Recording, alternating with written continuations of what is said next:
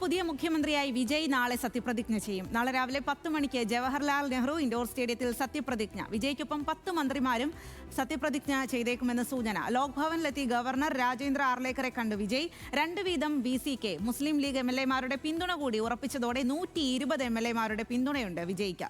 സുജിത് ചന്ദ്രൻ വിവരങ്ങളുമായി ചേരുകയാണ്. സുജിത്, എന്തായാലും തമിഴ്നാട്ടിലെ കാര്യങ്ങളൊക്കെ ഏകദേശം ക്ലൈമാക്സിലേക്ക് എത്തിയിരിക്കുകയാണ്. 118 പേരെ കൊണ്ടുവരൂ എന്ന് പറഞ്ഞപ്പോൾ 120 പേരുടെ ഒപ്പം ആ നേതാക്കന്മാരെ അടക്കം വിജയ് ഗവർണറുടെ അടുത്തേക്ക് കൊണ്ടുവന്ന് തന്റെ കസേര ഉറപ്പിച്ചിരിക്കുകയാണ്. അപ്പോൾ ഇനി സത്യപ്രതിജ്ഞാ ചടങ്ങുകൾക്കൊക്കെ എത്രമാത്രം ഒരുക്കങ്ങളാണ് അവിടെ TVK നടത്തുന്നത്? നാളത്തെ പരിപാടികളൊക്കെ ഏത് രീതിയിലാണ്? സ്വാതി, ഇത് ആ ഡോക്യുമെൻ്റ് എൻ്റെ ഫോണിലേക്ക് എത്തിയിട്ടുണ്ട്. അതിപ്പോൾ ഞാൻ നമ്മുടെ ന്യൂസ് ഡെസ്കിലേക്ക് അയച്ചിട്ടുണ്ട്.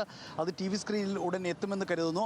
Rajendra Vishwanath Arlekar, governor of Tamil Nadu, here by appoint തിരുവിടെ ശ്രീ എന്ന് പറയുന്ന മാതിരി പറയുന്നതാണ് C. Joseph Vijay as the chief minister of the state of Tamil Nadu under article 164 of the constitution of India dated 9/5/2026. അതായത് ജോസഫ് വിജയ് തമിഴ്നാടിൻ്റെ മുഖ്യമന്ത്രിയാകാൻ പോകുന്നു. നാളെ രാവിലെ 10 മണിക്ക് ജവഹർലാൽ നെഹ്റു ഇൻഡോർ സ്റ്റേഡിയത്തിൽ വെച്ചായിരിക്കും ചടങ്ങ് നടക്കുക. കഴിഞ്ഞ 6-7 ദിവസം നീണ്ടുനിന്ന അനിശ്ചിതത്വങ്ങൾക്കൊക്കെ അവസാനമാണ് ഇപ്പോൾ ഈ ഒരു ഘട്ടത്തിലേക്ക് എത്തി നിൽക്കുന്നത്. ഇതിനിടെ 4 പ്രാവശ്യമാണ് വിജയ് ഈ പുറകിൽ കാണുന്ന ലോക് ഭവനിലെത്തി ഗവർണറെ കണ്ടത്. 6-ാം തീയതി, 7-ാം തീയതി, 8-ാം തീയതി, 9-ാം തീയതി. അതായത് ഇന്ന് ഈ ആദ്യത്തെ 3 തവണയും ഓരോരോ ഒഴിവുകഴിവുകൾ പറഞ്ഞ് ഒഴിവാക്കുകയായിരുന്നു വിജയെ. അതായത് ഈ 118 എന്ന കേവല ഭൂരിപക്ഷത്തിന് ആവശ്യമായ സപ്പോർട്ട്, അതായത് ആ പിന്തുണക്കത്തുകൾ മുഴുവൻ കൊണ്ടുവരാതെ, അതായത് എൻ്റെ മുന്നിൽ, ഗവർണറുടെ മുന്നിൽ ആദ്യം ഭൂരിപക്ഷം തെളിയിക്കണം എന്നൊരു സ്റ്റാൻഡായിരുന്നു ഗവർണർ രാജേന്ദ്ര ആർലേക്കർ എടുത്തത്.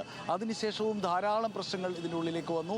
എന്നാൽ ഇന്ന് ഏറ്റവും അവസാനം VCKയുടെ 2 MLA-മാരുടെ പിന്തുണയും അതിനുശേഷം IUML മുസ്ലിം ലീഗിൻ്റെ 2 MLA-മാരുടെ പിന്തുണയും കൂട്ടി 120 പേരുടെ പിന്തുണക്കത്തുമായി വിജയ് അല്പം മുമ്പ്, ഏതാണ്ട് 1.5-2 മണിക്കൂർ മുമ്പ് ലോക് ഭവനുള്ളിലേക്ക് പോയി ഗവർണറെ കാണുന്നു.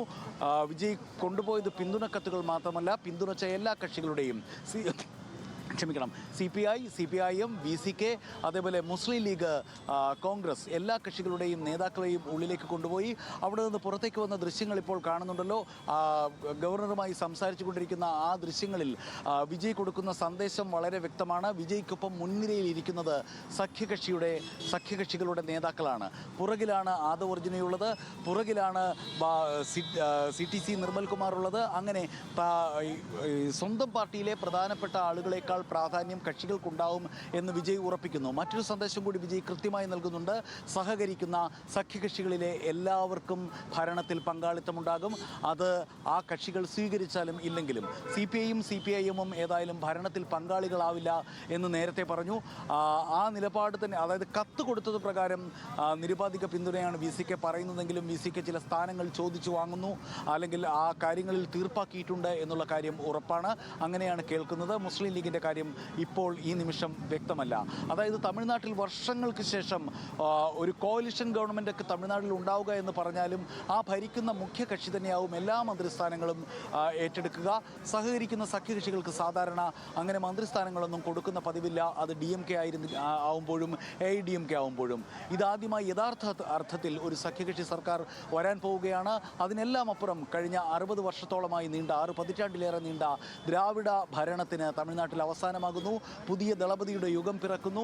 ഇതിലേക്ക് ധാരാളം തടസ്സങ്ങളുണ്ടായിരുന്നു. ആരും പ്രതീക്ഷിച്ചതല്ല TVK പോലൊരു കക്ഷി AIDMKയും DMKയും മറികടന്നുകൊണ്ട് ഒന്നാമത്തെ കക്ഷിയായി മാറുമെന്ന്.